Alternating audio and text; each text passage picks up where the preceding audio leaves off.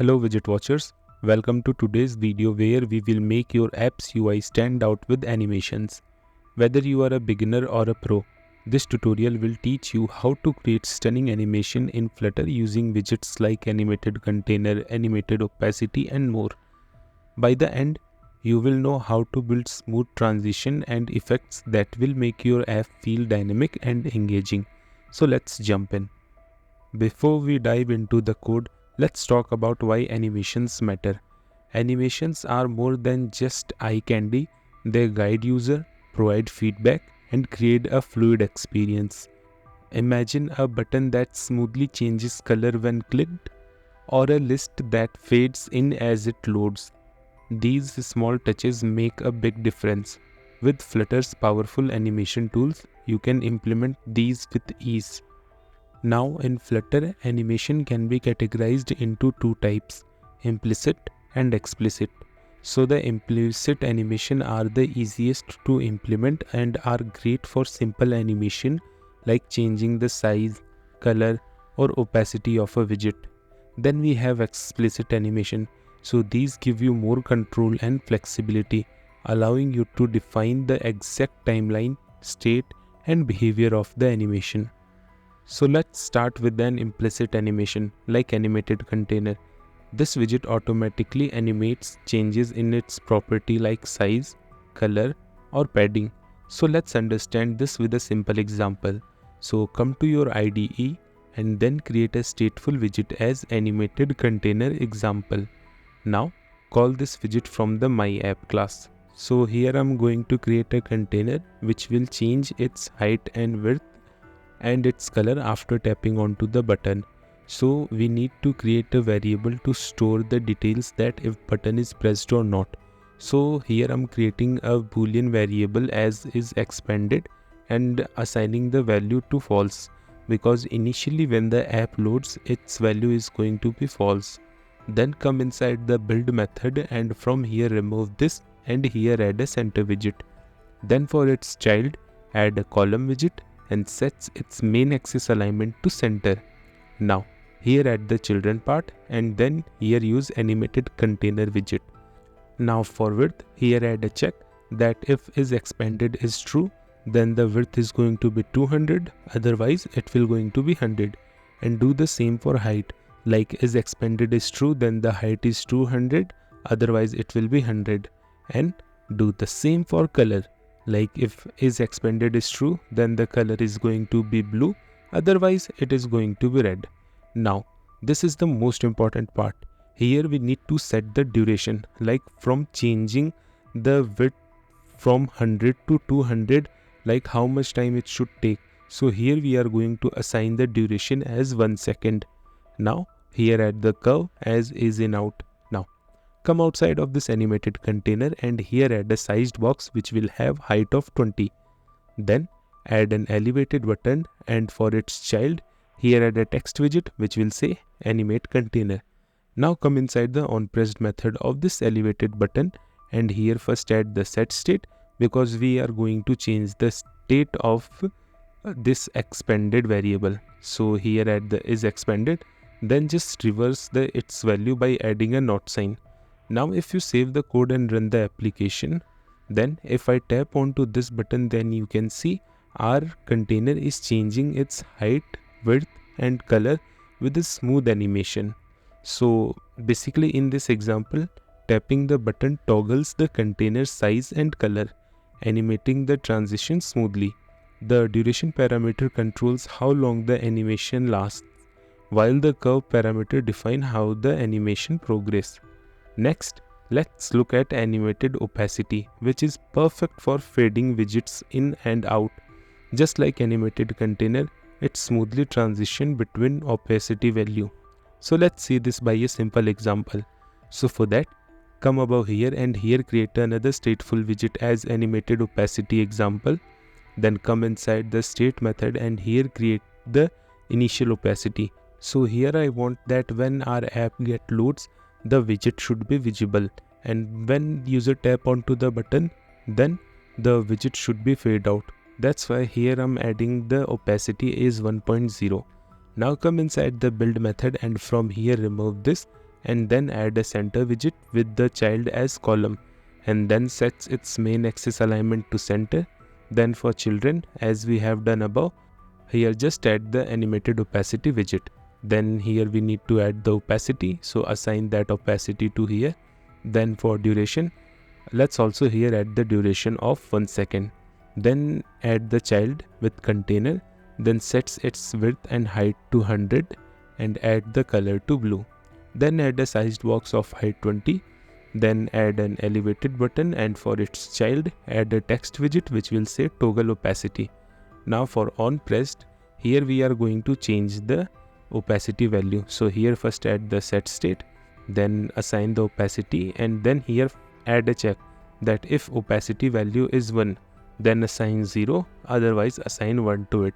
Now if you save the code and run the application, then you can see if I'm pressing onto this button, our widget smoothly fade out, and when I tap onto this button again, then the widget smoothly fade in. So by tapping the button will make the blue square fade in and out, and the opacity parameter controls its transparency with 1.0 being fully visible and 0.0 being fully transparent. Now let's move to explicit animations where we have more control. The animation controller class allows you to start, stop, and repeat animations at any point in your code. It's the backbone of Flutter's more complex animation. Let's understand this by an example.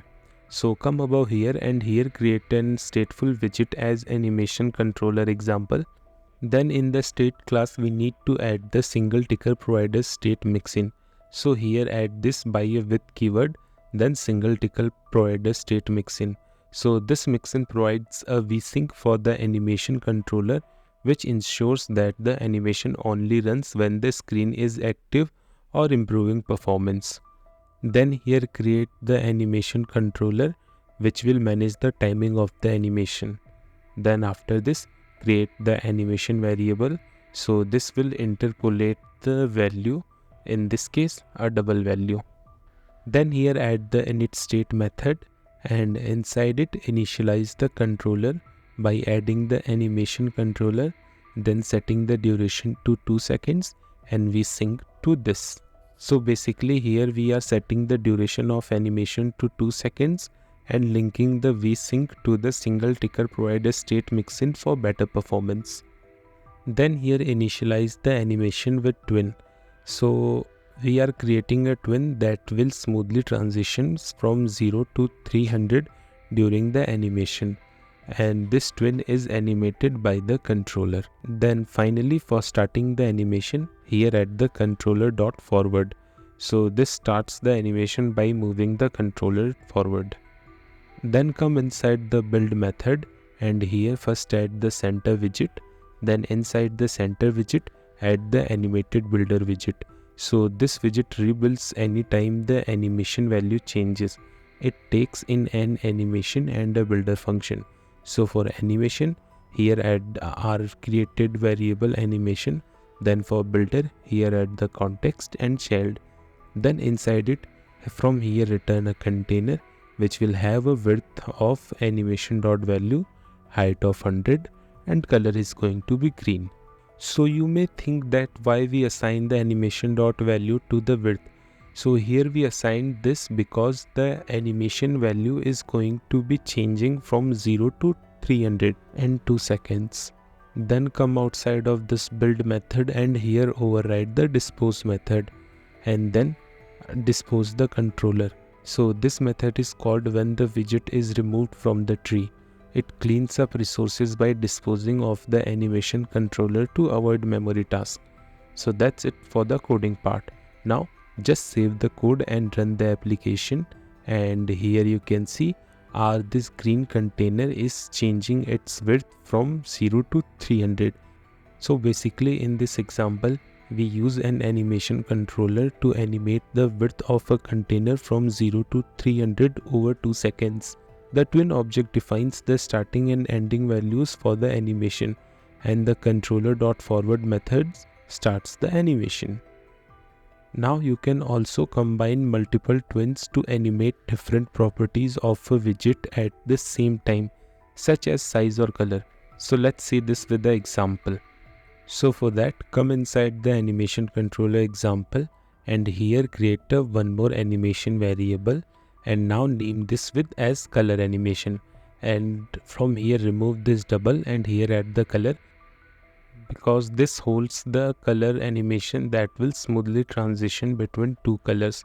Now come inside the init state method, then here initialize the color animation.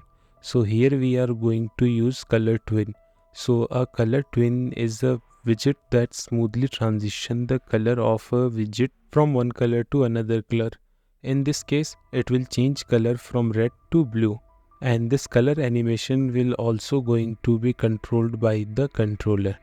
Then come inside the container widget and here remove this green color and here add the color animation dot value. So this color animation dot value will transition its color from red to blue during the animation.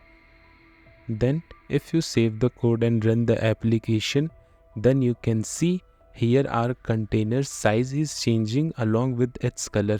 So that's how you can use the multiple twin animation inside your Flutter application. Now apart from these animation, you can also create animation that responds to user gesture like dragging or tapping. These types of animation add interactivity in your app. So for implementing gesture based animation, come above here and here create a stateful widget as gesture animation example. Then this class will also implement single ticker provider state mixin. So add that.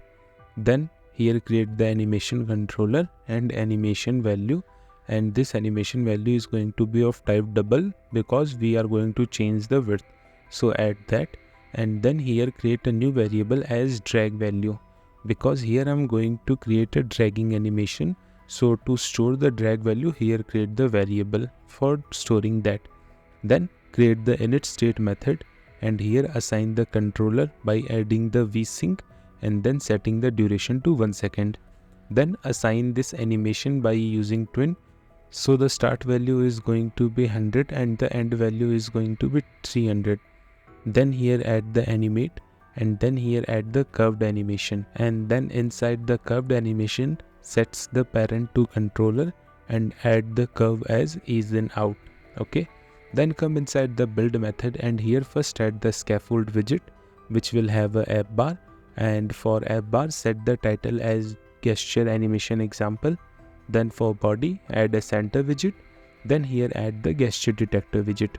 Then add a child widget which will have an animated builder. Then for animation set the property to animation, and from builder return a container which will have the width as animation dot value, height of 100 and color is going to be blue. Now come inside the gesture detector widget, and as I have told you, here we are going to use the drag animation. So here add the on horizontal drag update property and then it will have a detail. So add that. Then inside these curly braces here first add the set state. Okay. Then so here add the drag value with its current value, then the details dot primary delta. So this will give the value probably in positive or negative, because if you go right then it will go positive value and if you go left side then it will give the negative value. Okay. Then here add the null checker. If none of the value is coming then here add the 0. Then here assign the controller dot value with the drag value divided by the 300. Okay. Now if you save the code and run the application, then you can see when I'm scrolling to the outside like right side, then the container's width is changing, and when I'm dragging to the left side then the container's width is reducing. So we have also seen how to animate a widget when user drags their finger across the screen. So gesture based animation can create an interactive and fluid user experience. And that's a wrap up. We have covered the basics of animation, from implicit animations like animated container and animated opacity to more complex explicit animations using animation controller and twins. Whether you are building fun interactive UIs or adding smooth transition, Flutter provides a different kinds of animation which you can add into your application. So that's it. If you like this video, then please subscribe to Widget Wisdom and share this content with your fellow coders. And thank you, and I'll see you in the next one.